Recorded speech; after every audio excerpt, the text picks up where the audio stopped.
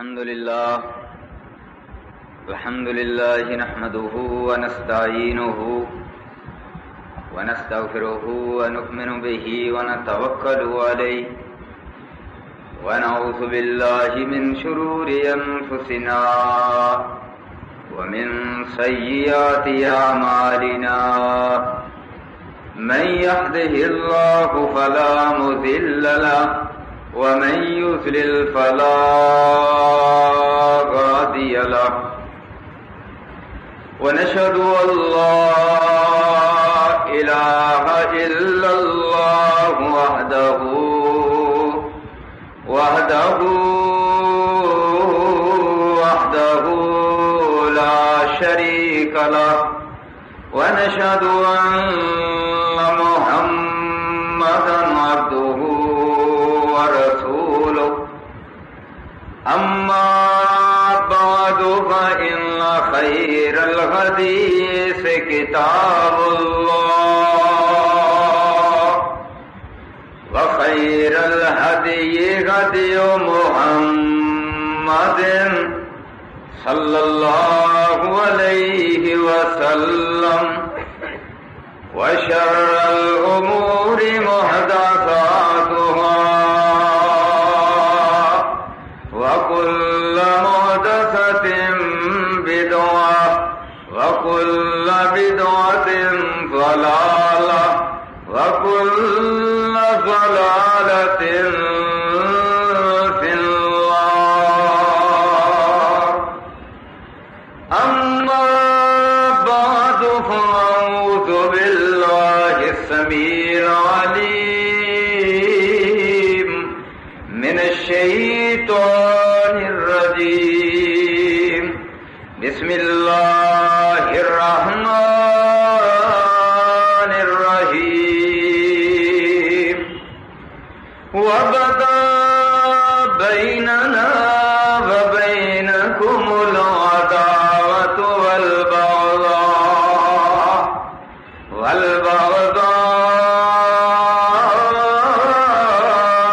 أبدا حتى تؤمنوا بالله وحده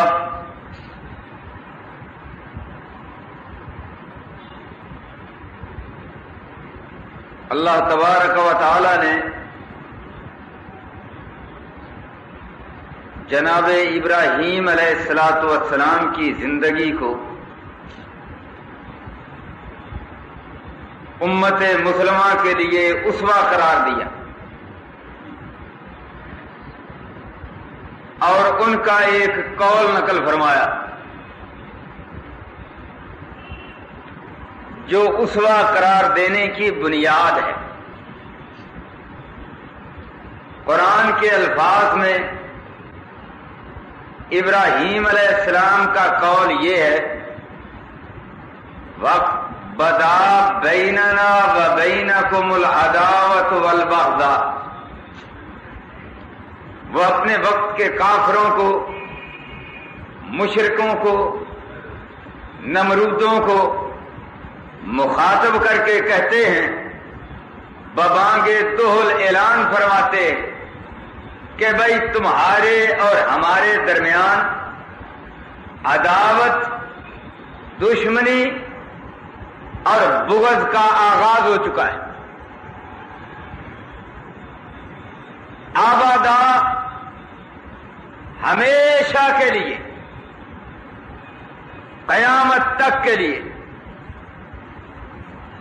ہاں، یہ عداوت اور بغض اسی سے ختم ہو سکتا ہے حتیٰ تؤمنوا باللہ وحدہ، حتیٰ کہ تم ایک اللہ پر ایمان لے آؤ۔ آج کے نام نہاد لوگ مبصرین، مفکرین، امن کے علمبردار، جو یہ سمجھتے ہیں کہ انڈیا کے ساتھ کشمیر کا مسئلہ حل ہو جائے تو امن ہو جائے گا، فلاں کافر کے ساتھ فلاں مسئلہ حل ہو جائے تو امن ہو جائے گا۔ اللہ کا قرآن کہتا ہے کوئی امن نہیں ہے جب تک کہ سارے ایک اللہ پر ایمان نہ لیں. یہ ہے اسلام. لہذا ہم صاف کہتے ہیں کہ کشمیر کا مسئلہ بے شک حل ہو جائے، لیکن جب تک اس بر صغیر میں اللہ کی اس زمین پر، خاص طور پر ہندوستان میں، شرک ختم نہیں ہوتا، بت نہیں ٹوٹتے، مندر تباہ نہیں ہوتے، تب تک امن قائم نہیں ہو سکتا. حتی تؤمنوا باللہ وحدہ.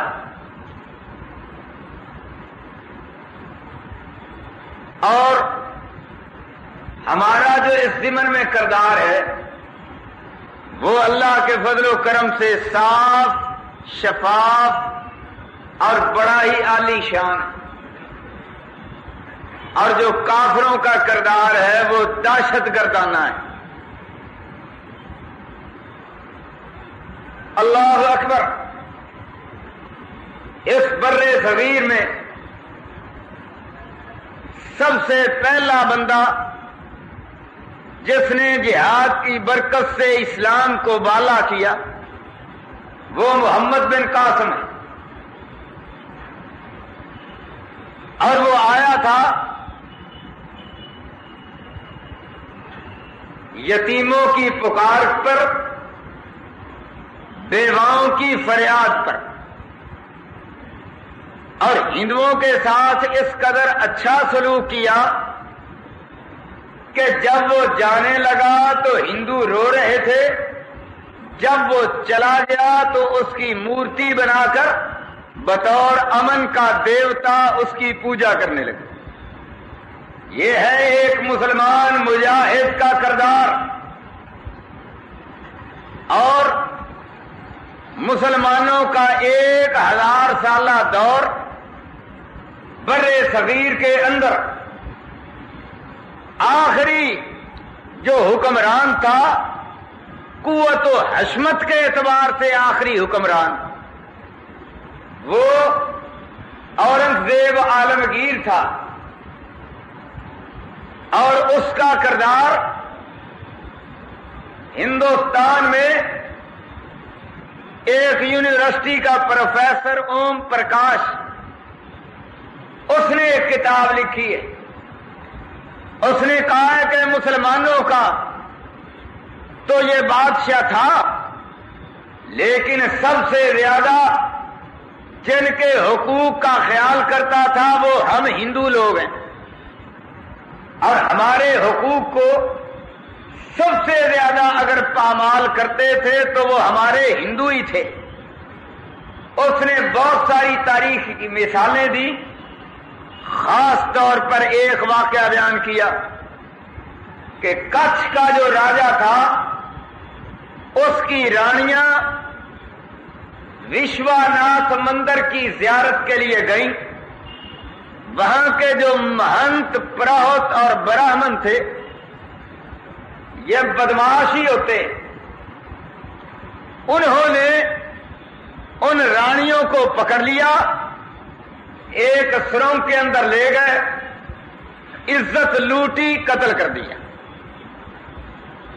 اس کچھ کے راجا نے اورنگزیب عالمگیر کے سامنے فریاد کی.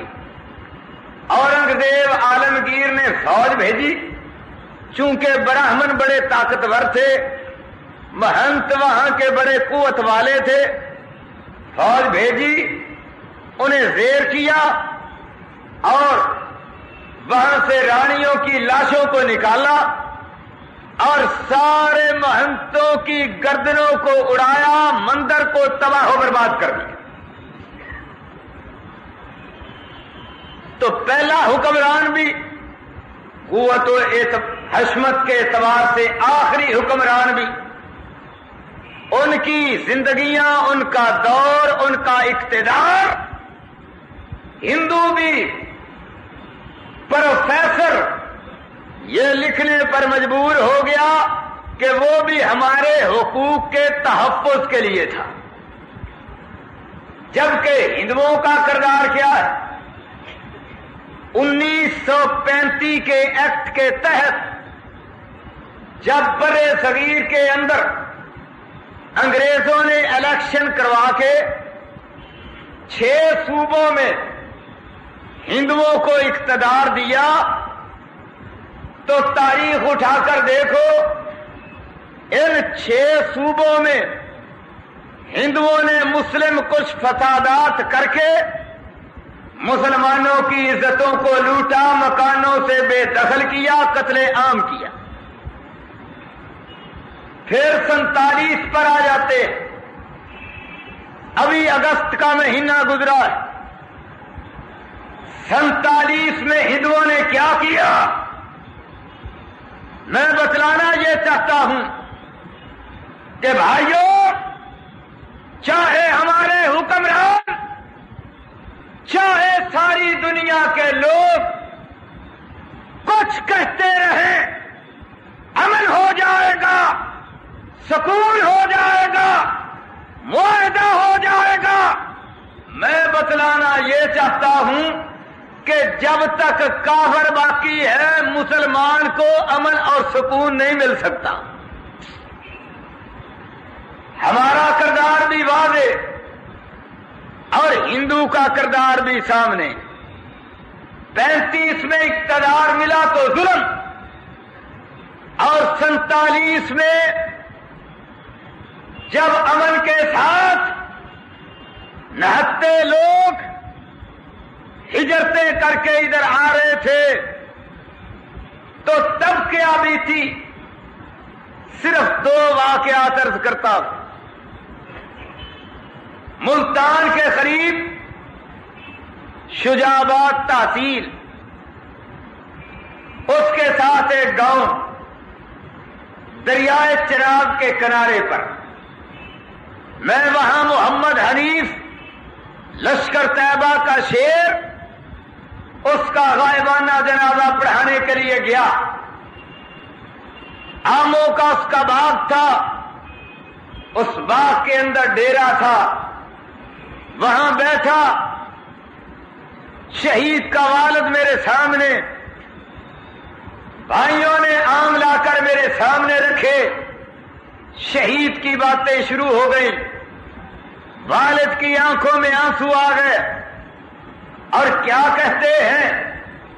کہتے حمزہ صاحب انشاءاللہ ہمیں یقین ہے اللہ کے فضل سے بنیا کشمیر سے بھی بھاگے گا، جموں سے بھی بھاگے گا، لیکن میرا سینہ اس روز ٹھنڈا ہوگا جس روز بٹھنڈا پر اسلام کا پھریرا لہرائے گا۔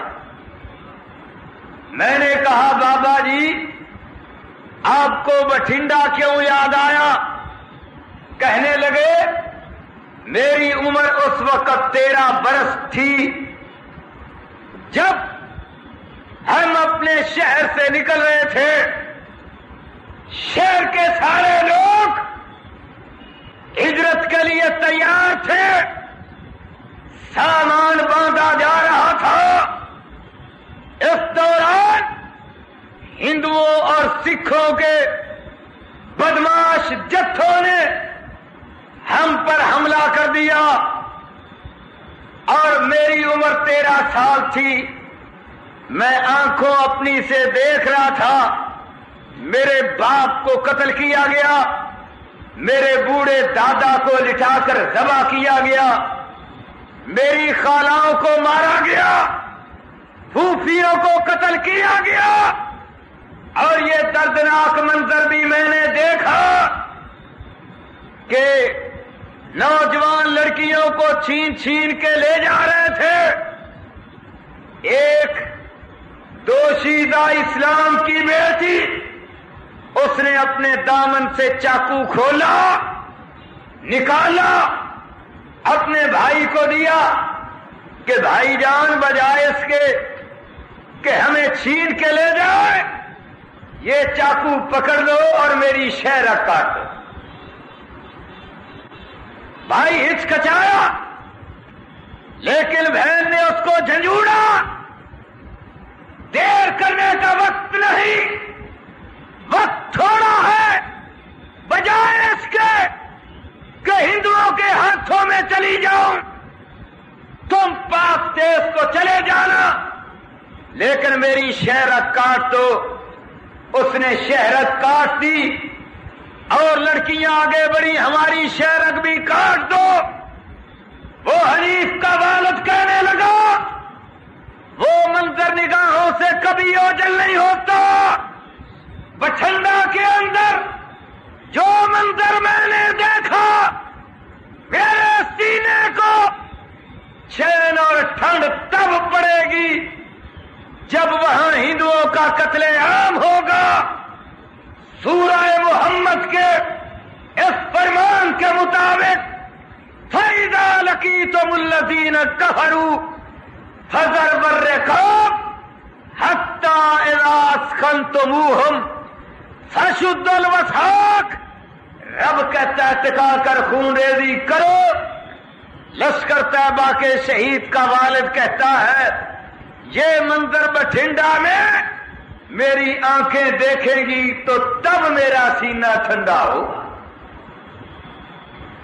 2 سال پہلے عبداللہ معمار مستری 95 سال کی عمر میں فیصل آباد کے اندر فوت ہوا۔ 2 سال پہلے اس نے داستان سنائی، کہنے لگا جب میں جموں سے نکلا تو اس وقت میری 3 بیٹیاں تھیں، بڑی کی عمر 15 سال تھی، چھوٹی 13 سال کی تھی، سب سے چھوٹی 9 سال کی مریم تھی۔ ہندو گنڈے بڑے نوجوان لڑکیاں چھین چھین کے لے جا رہے تھے۔ میں نے چھرا نکالا، اپنی لختے جگر کو، جگر کے ٹکڑے کو ذبح کیا، چھوٹی آگے بڑی، اس کو ذبح کیا۔ جب مریم کی باری آئی، ایک ہندو پیچھے سے آیا، اس نے مجھے قابو کر لیا۔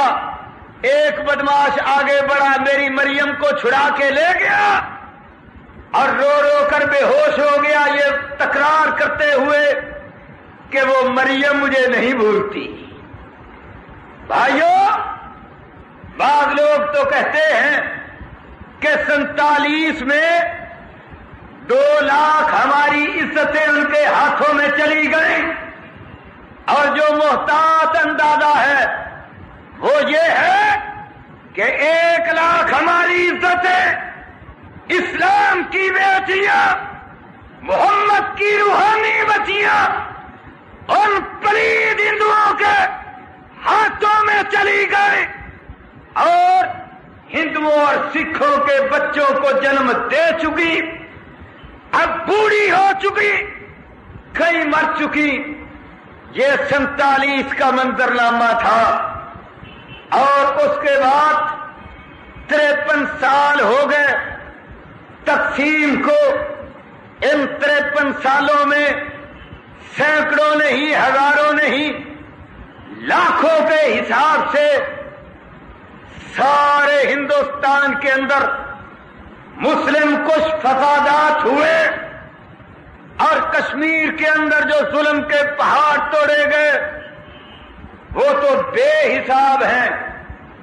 72-75 ہزار ہم قربانیاں وہاں پیش کر چکے۔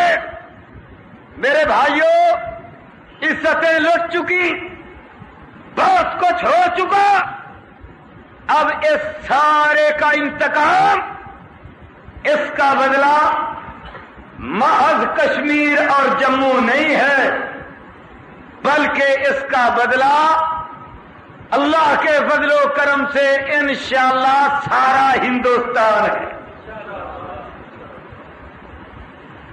سارا ہندوستان، سارا انڈیا، سارا بھارت اللہ جانتا ہے اس پر مسلمانوں کا قبضہ ہو جائے ایک مریم کا بدلہ پھر بھی نہیں اترتا، ایک مریم کا۔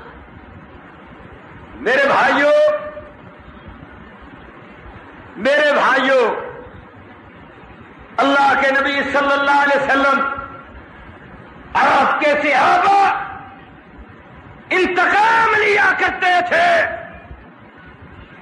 اپنے اندر انتقام پیدا کرو، وہ انتقام جس کے بارے میں ابراہیم علیہ السلام نے کہا تھا ہمارے اور تمہارے درمیان عداوت اور بغض کی بنیاد رکھ دی گئی ہے، حتیٰ تؤمنوا باللہ وحدہ، حتیٰ کہ ایک اللہ پر ایمان لے آؤ۔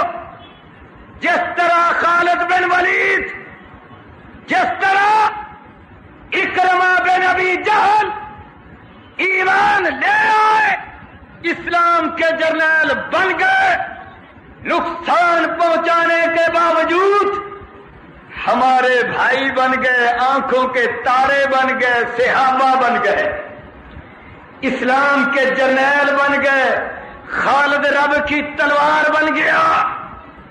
ہاں یہی ایک بات ہے، اس کے علاوہ یہ عداوت، یہ بغض، یہ دشمنی، کوئی معاہدہ، نہ شملہ معاہدہ، نہ اعلان لاہور، نہ اب مشرف کا کلنٹن جانا، معاہدوں کی تیاریاں کرنا، کوئی کام بھی امن نہیں برپا کر سکتا، اس لیے کہ یہ ابراہیم علیہ السلام کی سیرت ہے۔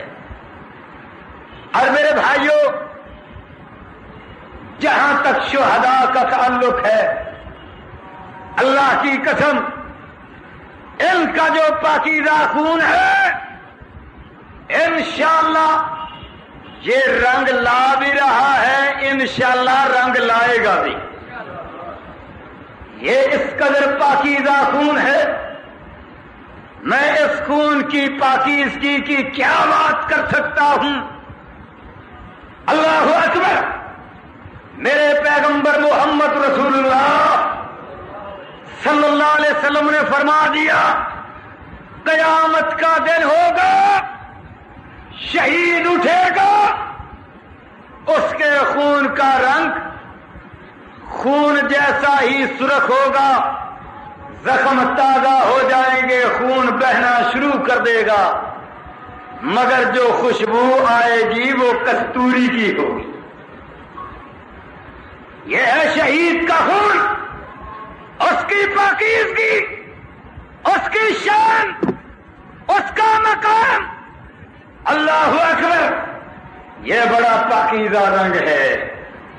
میرے بھائیوں، قیامت کے دن تو خوشبو آئے گی ہی، میرا رب اس دنیا میں بھی اس خون کا عجب رنگ دکھلاتا ہے۔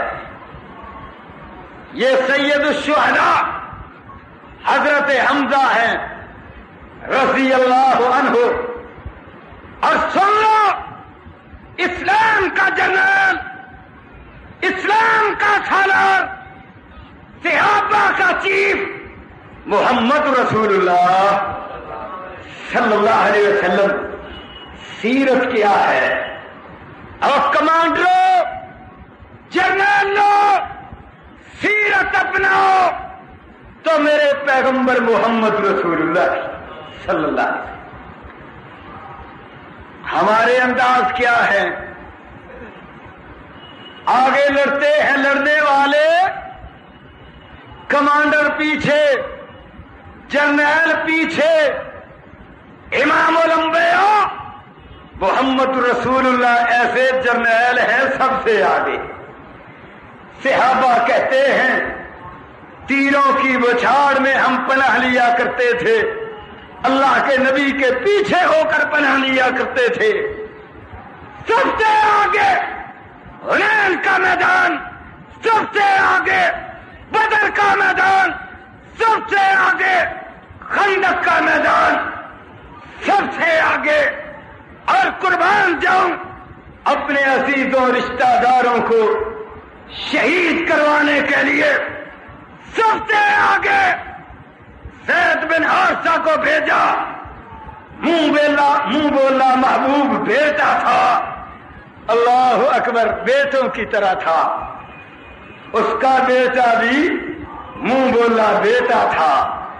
میرے نبی صلی اللہ علیہ وسلم نے باپ کو بھی بھیجا، اسامہ کو بھی بھیجا، اور جعفر طیار جو حضرت علی کا بھائی تھا وہ بھی شہید ہوا. نبی صلی اللہ علیہ وسلم کا چچا زاد بھائی تھا. اللہ اکبر، یہ حمزہ محبوب چچا، جگری یار، اللہ اکبر، دوست بھی، اپنے قبیلے کا سردار بھی، اور رضائی بھائی بھی. اللہ کے نبی نے اور حضرت حمزہ نے ایک دائی کا دودھ پیا تھا، بڑا پیار تھا. اوت کے میدان میں حضرت حمزہ شہید ہوئے رضی اللہ عنہ. اللہ اکبر، رب نے کیا نظارہ دکھلایا. آپ مدینہ کئی بھائی گئے ہوں گے، اور پہاڑ کے پچھلی طرف ایک ٹریننگ سینٹر ہے. اللہ کے نبی وہاں تربیت دیا کرتے تھے. درمیان میں ایک نالا ہے، اس نالے سے جب پانی تیزی سے آتا تھا تو سامنے ہی حضرت حمزہ اور ایک اور صحابی کی قبریں تھی رضی اللہ عنہما. پانی آیا تیزی سے، قبریں ننگی ہو گئی، حضرت حمزہ کے پاؤں نظر آنے لگے. اہل مدینہ نے دیکھا، بادشاہوں تک، ذمہ داروں تک، علماء تک بات پہنچی. فیصلہ ہوا، یہ آج سے 150-200 سال پہلے کی بات ہے. فیصلہ ہوا قبر دوسری جگہ بنا دی جائے. قبر دوسری جگہ بنائی، اور جب نکالنا حضرت حمزہ کو، اللہ اکبر، لوگ دیکھ کر حیران رہ گئے. رب نے نظارہ دکھلایا. قیامت کو تو رب دکھلائے گا ہی. رب نے دنیا میں دکھلا دیا.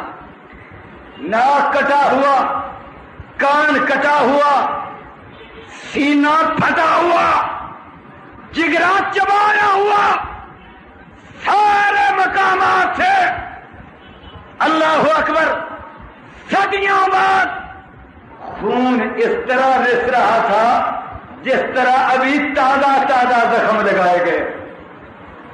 اللہ اکبر. بھائیو، ذہن میں خیال آ سکتا ہے وہ تو اللہ کے نبی کا چچا تھا، وہ تو صحابی رسول تھا، مقام بڑا اللہ تھا، لیکن رب آج بھی دکھلاتا ہے. یہ افغانستان میں جلال آباد کے محاذ پر، اللہ اکبر، اور اس مجلس میں بھائی ذاکر اللہ صاحب اس جمعہ کے اجتماع میں موجود ہیں. یہ اس محاذ پر موجود تھے جہاں ہم جہاد کیا کرتے تھے. مولانا خالد سیف شہید رحمت اللہ علیہ، جامعہ رحمانیہ کے استاد، برسر پیکار تھے.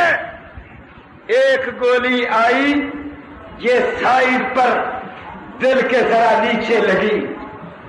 وہ اللہ کا شیر، کتاب و سنت کا عالم بھائی ذاکر اللہ کہتے ہیں، اللہ کا ذکر کرتا کرتا رب کے پاس جا پہنچا.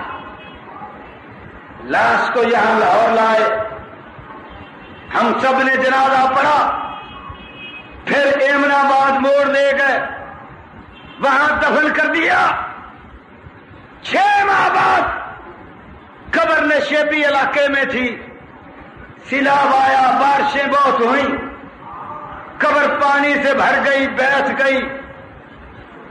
گھر والوں کو پتا چلا، ارادہ کیا کہ قبر دوسری جگہ بنا دیں. گجرانوالہ کے علماء سے فتویٰ لیا. انہوں نے کہا آپ خالد صاحب شہید کی قبر دوسری جگہ بنا دیں، لیکن احتیاط کا تقاضا یہ ہے چہرے کو نہ دیکھنا. غیب کی باتیں ہیں، پردے کی بات ہے، برزخ کا معاملہ ہے. اللہ کی اللہ جانے، بجائے اس کے بعد میں افسوس ہو، نہ جانے کیا صورتحال ہو. احتیاط کا تقاضا یہ ہے کہ چہرہ نہ دیکھنا. خالد سیف کو قبر سے نکالا گیا، چارپائی پہ ڈالا گیا، کپڑا منہ پر پھیلا دیا گیا. رب کا اپنا نظام ہے. ماں پاس بیٹھی تھی، یہ بھائی ذاکر اللہ وہاں موجود، گاؤں کے لوگ موجود. دیکھا اس طرح سر سبز و شاداب تھا جس طرح ابھی شہید ہوا. منہ چومنے لگ گئی، لوگ آگے بڑھے، سب دیکھنے لگے. پھر کفن کو ہٹایا گیا، گولی لگنے کی جگہ دیکھی گئی. خون 6 مہینے کے بعد اس طرح رس رہا تھا جس طرح تازہ گولی لگی. بھائیو، یہ ہے شہادت کا خون، یہ ہے شہید کا خون. اللہ اکبر. لوگ اور بھی بڑے ہیں، دعوے بڑے کرتے ہیں، ولایتوں کے دعوے بھی کرتے ہیں، ان کے حالات بھی سامنے ہیں. آپ کے اسی لاہور میں اللہ اکبر ملتان روڈ پر ایک شخص نے اعلان کیا، لاہور میں بڑے بڑے بینرز لگائے، اشتہار شائع کروائے. کیا اس نے دعویٰ کیا کہ میرا باپ جو غوث العالمین ہے، یعنی سارے جہانوں کا فریاد رس ہے، نعوذ باللہ من، اس کی قبر کو کھولا جائے گا اور مولن وال میں دفن کیا جائے گا، دیدار کروایا جائے گا. میں گیا، میں نے کہا حضرت صاحب کا واقعی دیدار کروایا جائے گا؟ کہنے لگا جی ہاں. میں اگلے دن فجر کے وقت وہاں پہنچ گیا، مرید سارے موجود، قبر کھودی جا رہی. آدھی رات انہوں نے قبر کھولی، لیکن ابھی تک وہی تھے. دن کے 10 بج گئے، دکھلایا نہیں. دنیا ہزاروں کے حساب سے موجود. ہم نے پوچھا دکھلاتے کیوں نہیں؟ کہنے لگے چہرے کی نورانیت اور تجلیات اتنی زیادہ تھیں کہ ہمیں امر ہوا ہے کہ اگر تم نے دکھلایا تو لوگ بے ہوش ہو جائیں گے، لہذا دیدار نہیں کروا. ہم نے کہا ظالموں، دیکھنے کے قابل ہی نہ تھا، دیکھنے کے قابل ہی نہ تھا. اگر ہوتا تو تم اپنی دکان ضرور چمکاتے، اس قابل ہی نہ تھا. تمہیں دکان چمکانے کا موقع مل جائے اور تم موقع مس کر دو، یہ تو سوال ہی پیدا نہیں ہوتا. اللہ اکبر. یہ تو میرے پیغمبر ہے، امام الانبیاء ہے. اللہ اکبر. سیرت کیا ہے؟ سیرت یہ ہے، ابراہیم بیٹا فوت ہو گیا، لوگوں کے اندر مشہور تھا، اور اس وقت چاند گرہن لگا یا غالباً سورج گرہن لگا. لوگوں نے کہا ابراہیم کی وفات کی وجہ سے ہوا ہے، کیونکہ عقیدہ یہ تھا کہ جب کوئی بڑا آدمی مرتا ہے، یا چاند گرہن لگتا ہے یا سورج گرہن لگتا ہے، کمزور عقیدہ پھیلتا بڑی جلدی ہے، شرک راستے بڑی جلدی بناتا ہے. حتیٰ کے بعد نئے نئے مسلمان ہونے والے، ان کے بہنوں میں بھی یہ بات آئی، اللہ کے نبی تک پہنچی. صحیح بخاری کی حدیث ہے، منبر پر تشریف فرما ہوئے، لوگوں کو بلایا، خطبہ دیا، فرمایا لوگوں یاد رکھو چاند بھی، یہ سورج بھی آیتان من آیات اللہ، یہ اللہ کی نشانیوں میں سے دو نشان ہے، اور نہ یہ کسی کی موت پر نہ کسی کی زندگی پر، کوئی مر جائے کوئی پیدا ہو جائے ان کو کوئی گرہن نہیں لگتا۔ لہذا میرا بیٹا اگر فوت ہوا ہے رب کی مرضی سے ہوا ہے، رب کا امر آ گیا تھا، رب کا حکم آ گیا تھا، اس میں کسی بات کو کوئی دخل نہیں۔ آج کا اگر کوئی ملا ہوتا، آج کا کوئی پیر گدی نشین ہوتا، اللہ اکبر، تو پھر کیا کرتا؟ یہ میرے پیغمبر محمد رسول اللہ صلی اللہ علیہ وسلم کی سیرت ہے، آپ کی سیرت پاک ہے۔ وہ کہتا تھا غوث العالمین ہے، مگر اس کا چہرہ ہی بگڑا ہوا تھا، دکھلاتا کیا؟ یہ نصرت فتح علی خان قوال، رب کی گستاخیاں کرنے والا، اللہ کو گورکھ دھندا کہنے والا، منظر مسجد کو ایک کہنے والا، میں شرابی کی رٹ لگانے والا، رام رحیم کو ایک کہنے والا، یہ جو بدماش تھا یہ مر گیا۔ جب یہ مر گیا لوگوں نے کہا کہ 6 مہینے کے بعد اس کی لاش کو یہاں سے نکالا جائے گا، امانتاً دفن کیا ہے لاہور کے ایک دربار میں، داتا کی نگری میں اس کو دفن کیا جائے گا، 6 ماہ کے لیے دفن کیا۔ اور یہ بات بھی بتلا دوں، یہ امانتاً دفن کرنے کا جو مسئلہ ہے، نہ اللہ کے نبی نے ایسا کیا، نہ صحابہ نے ایسا کیا، نہ کسی اور نے کیا، نہ قرآن سے ثابت نہ حدیث سے ثابت، ملونتوں کا اپنا بنایا ہوا مسئلہ۔ اور میرے بھائیوں 6 مہینے کے بعد جب اس کی لاش کو نکالا گیا، یہ تو خبریں اخباروں میں چھپ چکی، بین الاقوامی میڈیا پر بھی آ چکی۔ جب آگے بڑھنے والے بڑے قبر کو کھولا تو اس کی وہ زبان جو رب کی گستاخیاں کرتی تھی، اس کی وہ زبان جو رام رحیم کو ایک کہتی تھی، اس زبان پر سانپ بیٹھا تھا۔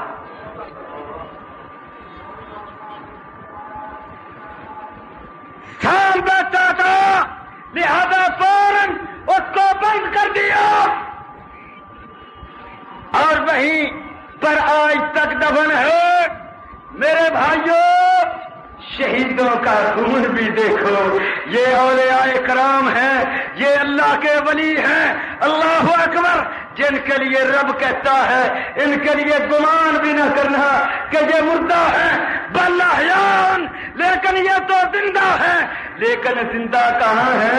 نہ مولوی کے حجرے میں، نہ کسی دربار میں، نہ جمعرات کو آتے ہیں، نہ ان کی روحیں آتی ہیں، نہ تیری حلوے کی پلیٹ پر آتے ہیں۔ زندہ کہاں ہے؟ عند ربہم، اپنے رب کے پاس زندہ ہے، یرزقون، رزق دیے جاتے ہیں۔ لہذا میرے بھائیوں عرش والا رب ان کے خون کی لاج رکھے گا، انشاءاللہ ضرور رکھے گا۔ آج جو جہاد کشمیر ہے پہلے سے اللہ کے فضل و کرم سے تیز ہو چکا، آگے بڑھ چکا، ہمیں خطرہ ہے کہ موجودہ حکومت بھی ان کے ٹریپ میں نہ آ جائے۔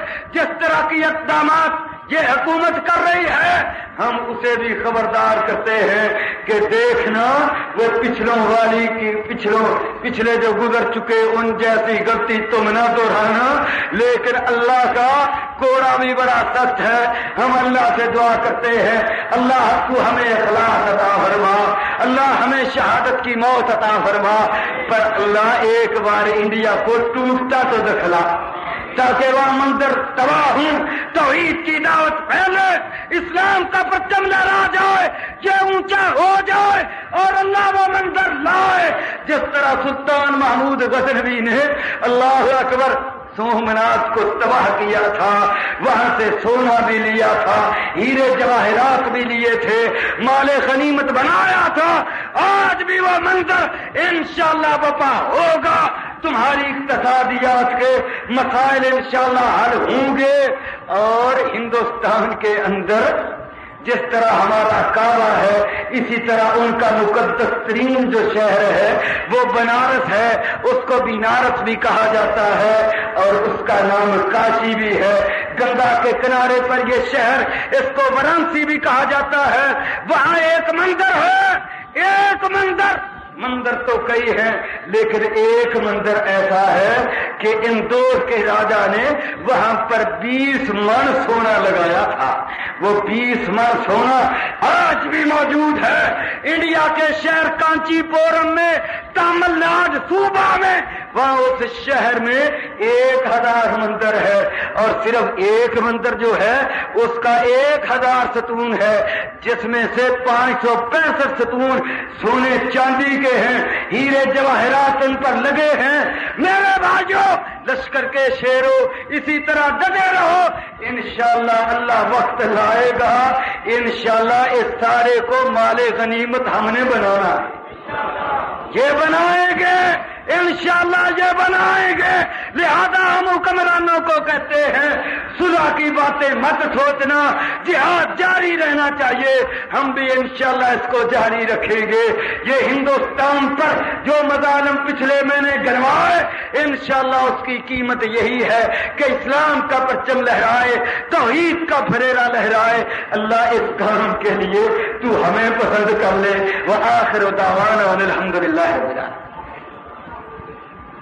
الحمد لله نحمده ونستعينه ونستغفره ونؤمن به ونتوكل عليه ونعوذ بالله من شرور أنفسنا ومن سيئات أعمالنا، من يهده الله فلا مضل له ومن يضلل فلا هادي له، ونشهد أن لا إله إلا الله وحده لا شريك له، ونشهد أن محمدا عبده ورسوله، أما بعد فإن خير الحديث كتاب الله، وخير الهدي هدي محمد صلى الله عليه وسلم، وشر الأمور محدثاتها، وكل محدثة بدعة، وكل بدعة ضلالة، وكل ضلالة